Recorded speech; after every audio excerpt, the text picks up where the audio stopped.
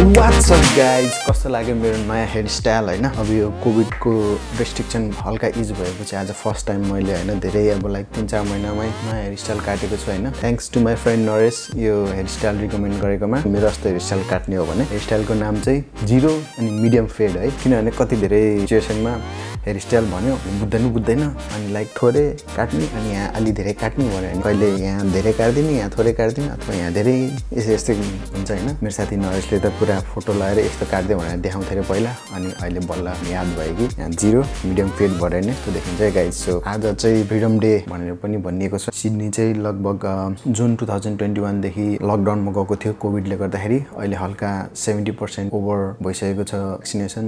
त्यसले गर्दाखेरि यो भ्याक्सिनेसनको मात्राहरू यति पुग्यो भने हल्का रिस्ट्रिक्सन कम गरिदिन्छु भनेको थियो हाम्रो प्रिमियरले सिडनीको. त्यसै अनुसार आजबाट अलि फ्रिडम पाइरहेको छ र रिटेल दोकानहरू खुलेको छ. रेस्टुरेन्टहरू यस्तै हैन. हल्का रेस्ट्रिक्सन त छ.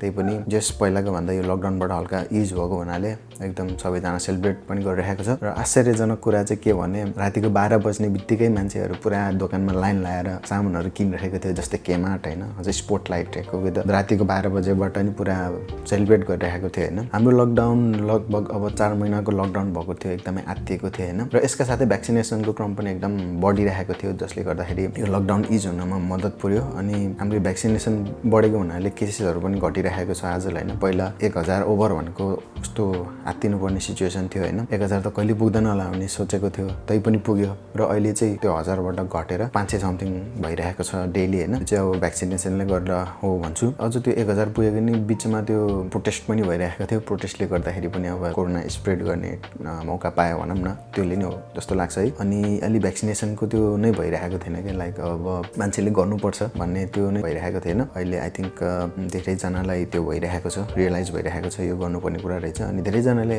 गर्दाखेरि पनि खासै त्यो साइड इफेक्ट देखिए जस्तो लागेको छैन कि लाइक अब हल्का फुल्का अब लगाएपछि हल्का ज्वरो आउने त्यस्तो त हुन्छ. र मैले पनि 2टै डोज लगाइसकेँ हैन. सुरुको डोज चाहिँ उता कुडोज ब्याङ्कमा गएर लगाइरहेको थियो पुरा एपोइन्टमेन्ट लिएर हैन. त्यो लगाएपछि चाहिँ अलिकति 1-2 दिन साँझतिर हल्का ज्वरो आए जस्तो भयो थियो. अब एकचोटि त आत्तेको पनि थियो भ्याक्सिनेसनले गर्दा ज्वरो आएको रहेछ. अब मैले त कोरोना लाग्यो कि समथिङ भनेर. तर त्यो अनि इज भयो. अब साह्रै टाउको दुखेन हल्का पेनाडोल खाइदिए हुन्छ नत्र भने खासै फरक पर्दैन. अनि अहिले सेकेन्ड भ्याक्सिनेसन आज एकदम इज बनाइदिएको छ. अब एपोइन्टमेन्ट लिनै पर्दैन. एपोइन्टमेन्ट नलिकन पनि भ्याक्सिनेसन लान पाउँछ. यो फाइजरको अब एस्ट्राजेनेका त भइहाल्यो. र सेकेन्ड डोज मैले वक इन क्लिनिकहरू छ. क्लिनिकहरू नियर बाई क्लिनिकमा पनि भ्याक्सिनेसन लगाउन मिल्ने सजिलो बनाइदिएको छ. मैले पनि यस्तै वक इनमा गएर लगाएको थिएँ सेकेन्ड डोज. र अलिअलि यो दुखेको थियो लगाएको ठाउँमा. नत्र भने खासै ज्वरो सरो पनि आएको छैन यो सेकेन्ड डोजमा चाहिँ. र म सबैजना हामी नेपाली दाजुभाइ तथा दिदी बहिनीहरू जुन अस्ट्रेलियामा बस्नुभएको छ सबैलाई आह्वान गर्छु कि भ्याक्सिनेसन गर्नुपर्छ.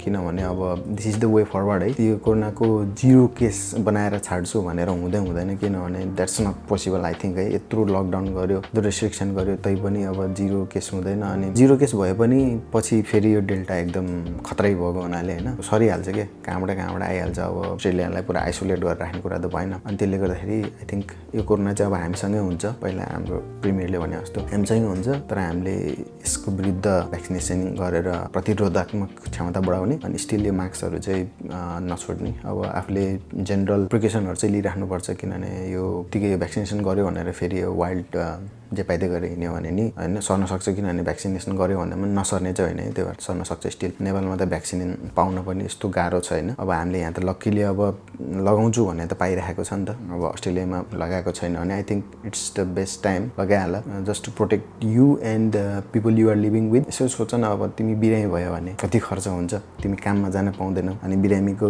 त्यो हस्पिटलको खर्चहरू बिहोर्न पर्छ. अब इन्सुरेन्सले त अलिअलि बिहोर्ला तर होइन त्यसपछिको खर्चहरू आम्दानी हुँदैन. हस्पिटल खर्च अनि त्यसपछि खाने खर्च अनि अब रेन्ट त्यो थपिँदै जान्छ. सिकिस्तै भयो भने झन् के होला है. चैटै भयो भने त फेरि यो अस्ट्रेलिया आएर पुरा सपना बोकेर आएको हुन्छ सबै. त्यो पुरा गर्न पाइएन भने कति झाउ हुन्छ. अब सबै धेरै जस्तो ऋणै बोकेर आएको हुन्छ ऋणै गरेर आएको हुन्छ. सो होइन यस्तो कुराहरूले पनि भ्याक्सिन लाउनुपर्छ. अब मेरो एक्सपिरियन्समा भनौँ न अहिले भ्याक्सिनेसन गरेकोहरूलाई धेरै इज पनि गरिदिएको छ रेस्ट्रिक्सनहरू. अनि अब आफू इज गरेर होइन हिँड्नलाई पनि भ्याक्सिनेसन गर्नुपर्छ. So I highly recommend all the Nepalese brothers brothers and sisters here in Australia होइन। अब हाम्रो नेपालमा त गाह्रै छ भ्याक्सिन पाउनै, यो भ्याक्सिन लाउँछु यो लाउँदिन भने नि पाउँदैन है। जुन आएको छ त्यही लगाउनु पर्ने सिचुएसन छ, जुन चाहिँ अब अलिकति दुःखदायी सिचुएसन नै छ हाम्रो देशको लागि भनौँ न। त्यही पनि अब के गर्ने, अब अस्ट्रेलिया आउनको लागि यस्तै अब सेलेक्टेड भ्याक्सिनहरू लगाएर आउनु पाउँछ भन्ने कुरा छ। अब बिस्तारै बोर्डर खोल्ने भन्ने कुरा पनि छ। So hope that goes well होइन, किनभने कति धेरै मान्छेहरू आउन पाइरहेको छैन,